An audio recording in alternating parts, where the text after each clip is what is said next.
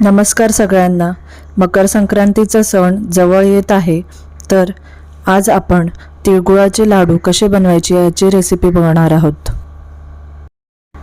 मी एका कढईमध्ये 1 वाटी अनपॉलिश तीळ घेतलेले आहे व ते नीट भाजून घेणार आहे।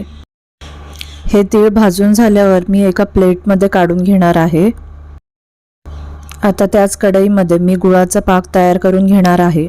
त्यासाठी मी 2 चमचे तूप घेतलेले आहे। त्यानंतर याच्यामध्ये मी अर्धा वाटी गूळ घेतलेले आहे। हे गूळ किसून घेतलेले आहे। आता हे नीट फिरवून घ्यायचे आहे। याला सतत फिरवत राहायचे आहे जोपर्यंत गूळ वितळत नाही।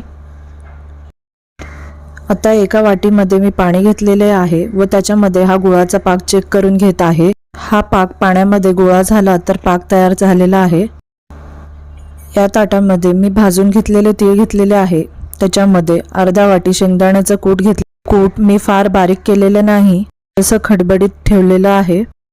त्यानंतर मी याच्यामध्ये अर्धा चमचा इलायची पावडर व चिमूटभर जायफळची पूड टाकलेली आहे।